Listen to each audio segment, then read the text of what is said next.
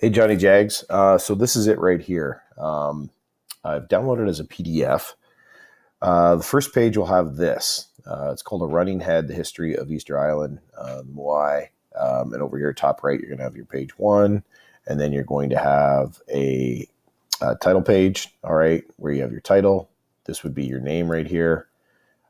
This would be your student number, your school, your last name, the course, and then the date it goes in.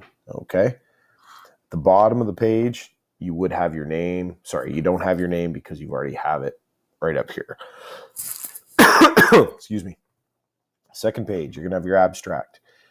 The top header here has now doesn't say running head anymore. It just says the title of your paper. You have your page number. Abstract has to be here. It's the very first line. And then on your second line, you have basically a little paragraph outlining the essay. You don't want to give too much away here. You don't want to have a thesis statement. You don't want to, spill your guts, but basically you just want to give an outline of what you're looking at. There is no indentation here. All right. And it's like a tweet in that there's no more than 120 words. All right. 120 words or less. Scroll down now. On this page, you will put your last name on the bottom right. Okay. Third page. This is the start of the essay. Okay. Again, you've got your title here in your header. You've got your page number. You have the essay title starting on the second page. So it'll be the same, exact same. It'll be centered. Everything else after this is just going to be in this area. Your border set up. Very easy. 1 inch, 1 inch, 1 inch, and at the bottom, 1 inch as well. All right, so it's 1 inch all the way around. It's double spaced throughout. There's no separation between paragraphs. You know it's a paragraph because the line's indented. Okay, so your first paragraph would be your introduction. The second paragraph is where you start to get into it. This is probably where you put your first article information.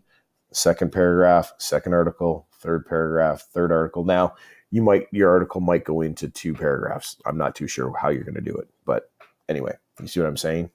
And at the end, you would have your conclusion. Now, I tell my students to write their conclusion and their opening. That's this thing right at the front here. Last. That gets done last. You're going to write your body paragraphs first. All right. So for article number 1, article number 2, article number 3, if there's 4, article number 4. All right. What ties them together, whatever the theme is that ties them together, that's your thesis statement. Okay. And that's, where you'll put it. You'll put your thesis statement in your opening. All right. Your conclusion, to be honest, your conclusion is pretty straightforward. All you're going to do for your conclusion is you're going to take the first line of your opening. I get my opening here. Your last line of your opening, and that's going to be the first line of your conclusion. All right, I'm spinning around here. I might be making your screen a little blurry, but again, I recommend that you save your introduction and your conclusion to the end till you're all done. And your conclusion, all it does is mirrors your opening. All right, but in reverse order. So the last sentence in your opening is your first sentence in your conclusion. Obviously, it's not word for word. You're going to switch it, but basically, it's going to mean the same thing. Your second last sentence in your opening is your second sentence in your conclusion. Again, it's not going to be word for word. It's going to, basically mean the same thing, but it's going to be worded differently. All right.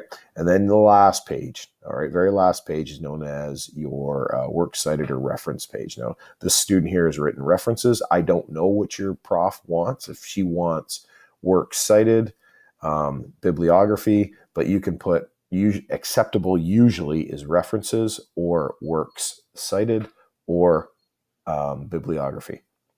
There's a specific format how to do this. And for that, I would say, I would Google it. Just Google APA works cited format, and it should pop up pretty easy. I like Purdue OWL. Anyway, I'll send this to you in this email. All right.